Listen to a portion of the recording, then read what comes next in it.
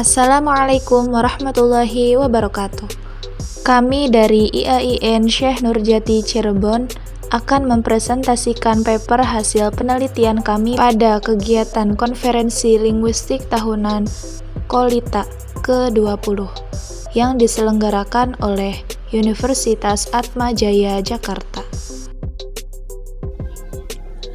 Analisis modalitas pada pemberitaan kasus ruda paksa dalam media online CNN oleh Leni Sri Wahyuni, Desintia Arfa Azkiyah. Latar belakang.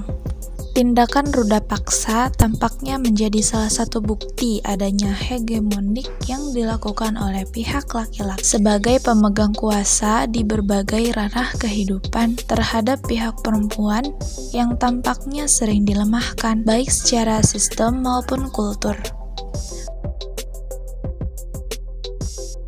Menurut Wahyuni, perempuan dan laki-laki sebenarnya bisa memiliki hubungan berdasarkan mutual respect, yang mana laki-laki tidak melakukan tindakan-tindakan hegemonik dan memposisikan perempuan hanya sebagai makhluk lemah. Merujuk pada laporan Digital News Report yang dirilis oleh Reuters Institute for the Study of Journalism pada tahun 2021, media berita online CNN Indonesia menempati peringkat teratas yang mendapatkan kepercayaan tertinggi dari masyarakat, yakni sebesar 68,94%. Oleh karena itu, peneliti tertarik untuk meneliti pemberitaan kasus ruda paksa di media berita online CNN dengan menggunakan analisis modalitas. Adapun penelitian tentang kajian modalitas pada teks berita sendiri sudah banyak dilakukan oleh peneliti-peneliti sebelumnya, seperti Prihantoro dan Fitriani tahun 2015 yang meneliti tentang modalitas pada teks berita online, Musdalifah tahun 2018 yang mengkaji tentang modalitas pada berita Alexis yang terus eksis, Riviwanti dan kawan-kawan tahun 2020 tentang analisis modalitas dalam tajuk Rencana Kompas. Landasan teoretis. Terkait modalitas, Hayer menjelaskan bahwa modalitas merupakan keterangan dalam kalimat yang menyatakan sikap pembicara terhadap hal yang dibicarakan, baik itu yang berhubungan dengan peristiwa, perbuatan, ataupun keadaan.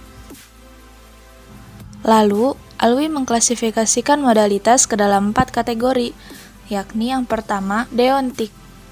Deontik berhubungan dengan hal-hal yang bermakna perintah, larangan, dan pemberian izin. Contoh katanya, jangan, tidak boleh, segera.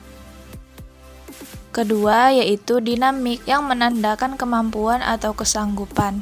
Contoh kata, bisa, dapat, mampu, dan serta. Ketiga yaitu epistemik. Epistemik berkaitan dengan kemungkinan, keharusan, ataupun kepastian. Contoh katanya, harus, bisa jadi, mungkin, belum pasti, tampaknya, tentu, sungguh, dan pasti. Yang keempat adalah intensional, yang digunakan untuk menyatakan keinginan, harapan, ajakan, pembiaran, atau permintaan. Contoh katanya, semoga, mudah-mudahan, ingin, mau, harap, tolong, mari, ayo, silahkan, mohon, dan sebaiknya. Prosedur penelitian. Penelitian ini merupakan penelitian kualitatif deskriptif.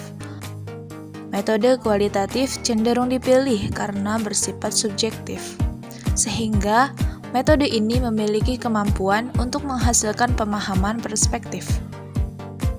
Terkait teknik pengumpulan datanya, dilakukan dengan menggunakan teknik simak dan catat. Adapun, untuk teknik analisis datanya, dilakukan melalui 3 tahapan, yaitu reduksi data, penyajian data dalam bentuk tabel, serta verifikasi data. Hasil penelitian. Berdasarkan hasil penelitian yang telah dilakukan dari 181 kalimat yang diduga mengandung modalitas, diperoleh persentase modalitas epistemik sebesar 47,8%, modalitas intensional sebesar 28,6%, modalitas deontik sebesar 18,5%, dan modalitas dinamik sebesar 5,1%.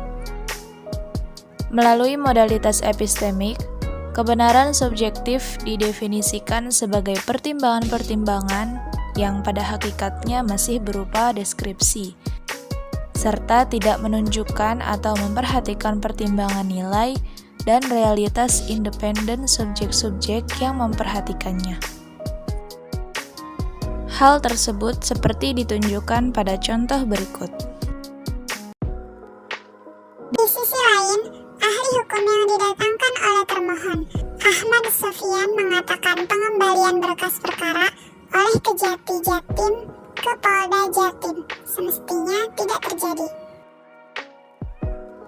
Penggunaan kata semestinya ini menunjukkan adanya pertimbangan nilai etis berupa keprihatinan atas kasus yang dialami korban, karena berkas perkara yang diserahkan oleh penyidik pada jaksa penuntut umum untuk diajukan di pengadilan tampaknya akan ditolak. Hal tersebut karena tidak disertai hasil temuan sperman dari pelakunya. Dengan demikian, gradiasi keepistemikan yang digunakan oleh penulis dibentuk secara yakin bahwa kasus ruda paksa yang dilakukan oleh seorang anak kiai di Jombang seharusnya bisa dilanjut di meja hijau, sehingga pelaku bisa diadili dengan seadil-adilnya. Dalam pemberitaan lainnya, penggunaan modalitas epistemik yang berbentuk keharusan ini digunakan untuk menunjukkan tanggapan terhadap peristiwa, keadaan, dan perbuatan ruda paksa yang menuntut pelaku agar mendapatkan hukuman yang seberat-beratnya.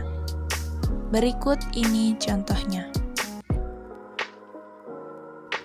Lebih lanjut, Hasanuddin mendukung proses hukum terhadap pimpinan pesantren tersebut. Ia mengatakan pimpinan pesantren di Bandung itu sudah sepatutnya diadili. Berdasarkan redaksi tersebut, adanya penggunaan kata sepatutnya menyatakan bahwa pimpinan pesantren yang telah melakukan ruda paksa pada para santrinya tidak boleh dibiarkan dan harus mendapatkan hukuman berat. Pada data berikutnya, ditemukan adanya penggunaan piranti modalitas epistemik yang dilakukan secara berturut-turut. Polisi harus mengecek, pasti ada datanya terkait laporan korban di Propam Polri. Dilihat siapa bagian yang menangani dan harus dibuka secara terang benderang, katanya. Dari redaksi di atas, terdapat lebih dari satu kata yang digunakan sebagai pengungkap modalitas epistemik, yaitu pada kata harus dan pasti. Pertama, kata harus dipakai untuk mengungkapkan makna keharusan, yang mana polisi harus memeriksa kembali terkait adanya informasi mengenai pengabaian laporan yang dilakukan oleh korban para Propam Polri, sehingga nanti bisa diketahui kebenarannya. Lalu kata pasti yang digunakan untuk mengungkapkan makna kepastian, mengindikasikan bahwa tentunya akan ada rekam jejak dari data laporan yang dibuat korban saat melaporkan tindakan pelaku para Propam Polri. Lebih lanjut, penggunaan modalitas epistemik juga bisa menjadi bentuk penegasan untuk melakukan konfirmasi, sebagaimana ditemukan pada redaksi berikut. Poinki juga meminta kepolisian memproses kasus ini dengan transparan, profesional, dan akuntabel. Menurutnya, Polri perlu menjawab informasi yang simpang siur di media sosial. Dari redaksi di atas, media online CNN menggunakan kata perlu, yang merupakan tipe modalitas epistemik bermakna keharusan, untuk menunjukkan bahwa pelaku ruda paksa yang merupakan anggota Polri akan ditindak sebagaimana seharusnya. dan hal tersebut harus segera dikonfirmasikan agar diketahui oleh halayak sehingga Polri tidak dianggap sebagai institusi penegak hukum yang lalai dengan tugasnya, bahkan dianggap gagal menindak anggotanya yang bermasalah. Simpulan dan saran. Simpulannya adalah media berita online CNN memiliki pandangan bahwa kasus ruda paksa ataupun kekerasan seksual merupakan perbuatan nista yang harus ditangani secara serius dan pelakunya harus mendapat hukuman yang setimpal. Saran dari peneliti yaitu menganalisis ideologi yang dibangun oleh media massa online dalam memberitakan kasus ruda paksa dalam perspektif analisis wacana yang lebih komprehensif.